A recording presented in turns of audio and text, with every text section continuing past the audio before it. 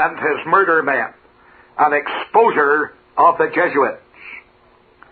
Recently, at a press conference in the Stormont Parliament buildings, I dealt with a political statement made by Bishop Cathal Daly of the Roman Catholic hierarchy in Ireland.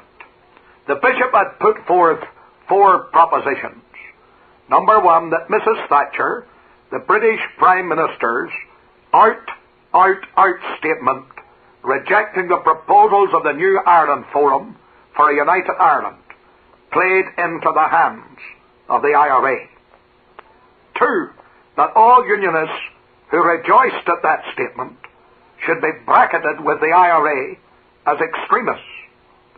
3, that Roman Catholics in Northern Ireland were denied real rights and democracy. 4, that the Dublin government had just as much right in the North as had the British government. That final proposition, by the way, is a treasonable doctrine which would morally justify an invasion by the South of the North of Ireland. Commenting, I called the bishop the Black Pope of the Republican movement.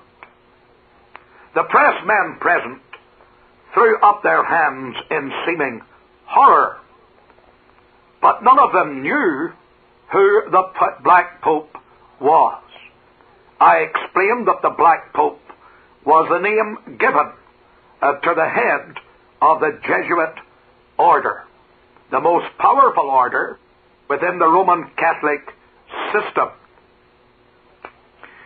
In an aside, I might say that the bishop should have felt very pleased that I had elevated him so high up in the hierarchy of the church to which he belongs.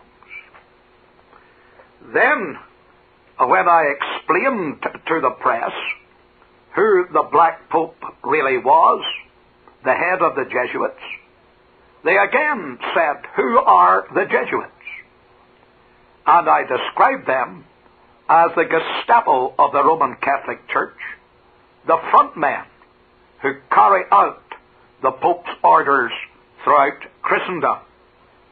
Again, the press men represented threw up their hands in seeming horror and said this was a terrible thing to say about any order within the Roman Catholic Church. But what are the facts?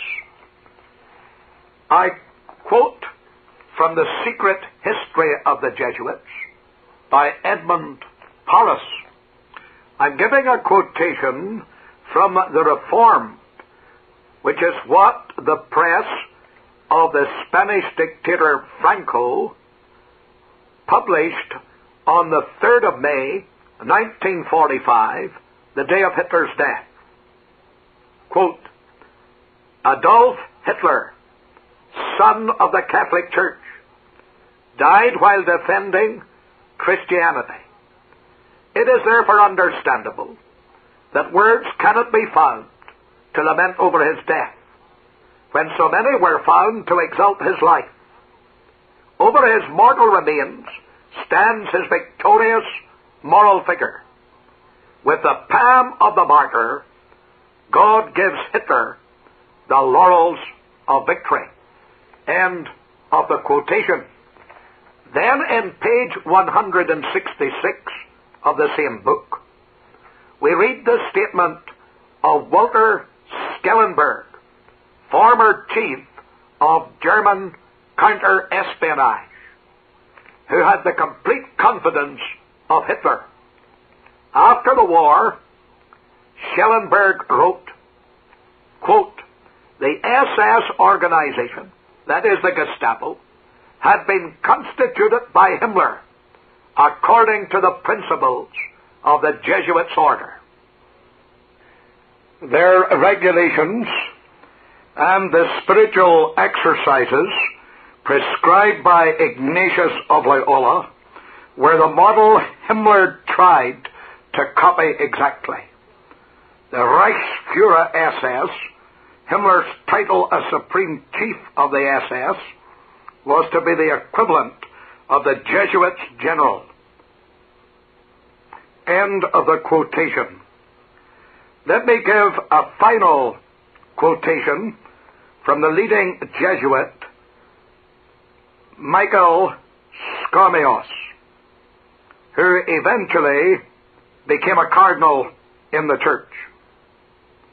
He says, the National Socialist movement, that is, the fascist movement of Hitler, is the most vigorous and massive protest against the spirit of the 19th and 20th centuries. A compromise between the Catholic faith and liberal thinking is impossible. Nothing is more contrary to Catholicism than democracy. The reawakened meaning of strict authority opens up again the way to the real interpretation of ecclesiastical authority. The mistrust of liberty is founded on the Catholic doctrine of original sin. The National Socialist commandments and those of the Catholic Church have the same aim. End of the quotation. These quotations alone prove conclusively that my definition of the Jesuits was a correct one. As a result of this controversy, many questions have been asked, and of course a whole series of attacks have been made upon my person and also upon my stand.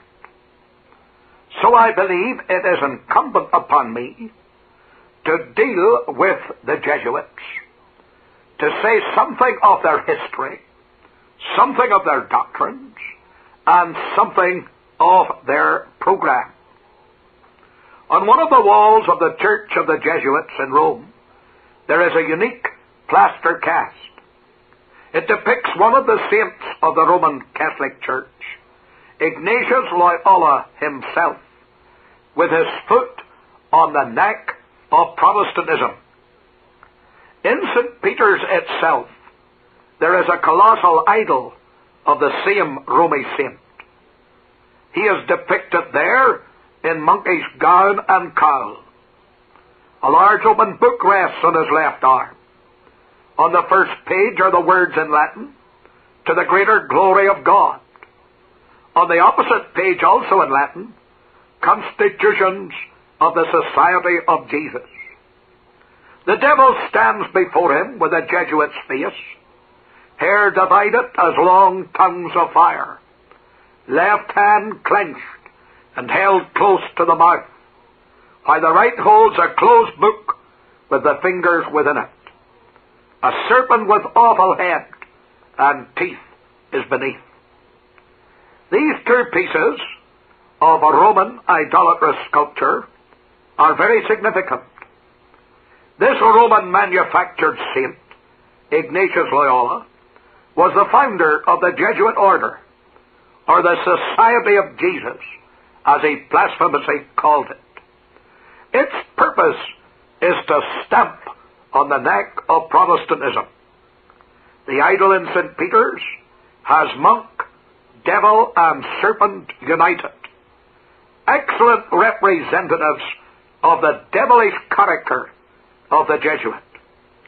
Every Jesuit is outwardly a monk, inwardly a devil, and altogether a serpent. It is the Jesuits who control Rome's ecumenical movement. When the second Pope John the 23rd set up the Vatican Secretariat for Unity, he made Cardinal Biya, a German Jesuit, its president. This is deeply significant.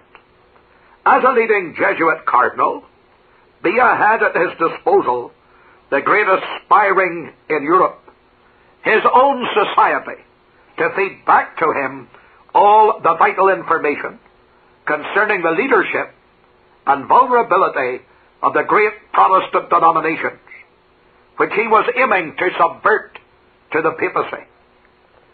Biya's success was astounding. Archbishop Fisher visited the Pope and appointed an association with his successor, Archbishop Ramsay, then Archbishop of York, one Canon Polly of Ely Cathedral, to be personal representative of Canterbury and York at the Secretariat, over which Bia presides in Rome.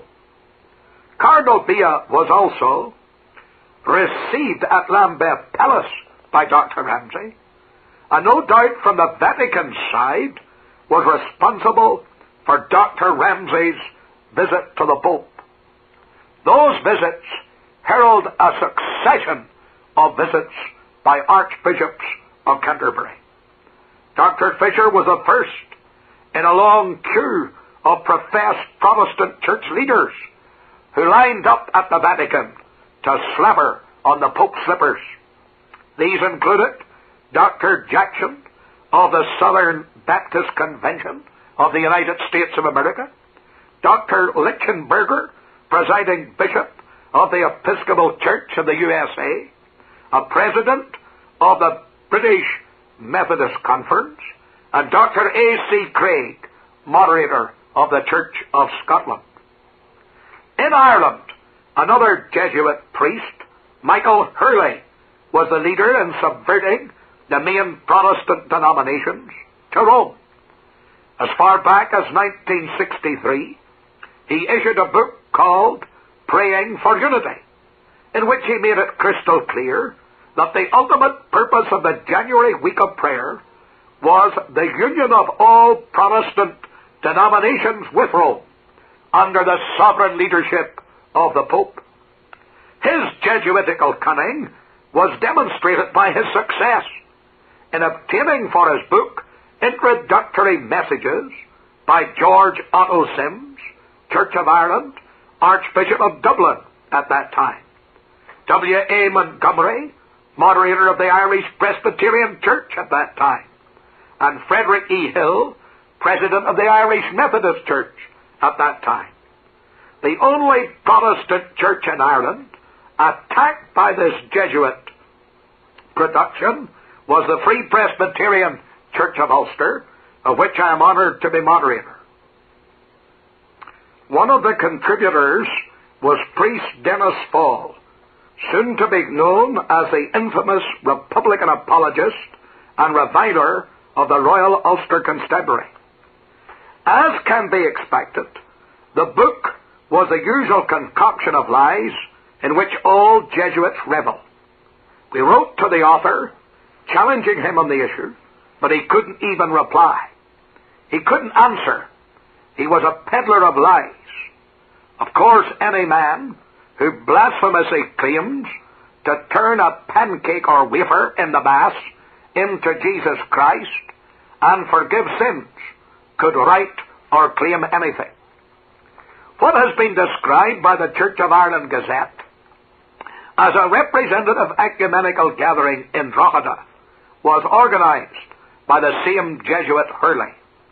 The meeting was held in a convent school of the Roman Catholic Presentation Sisters and clergy of the Irish Episcopal Church, the Church of Ireland, the Irish Presbyterian Church, and the Irish Methodist Church joined with Romanists in unity discussions.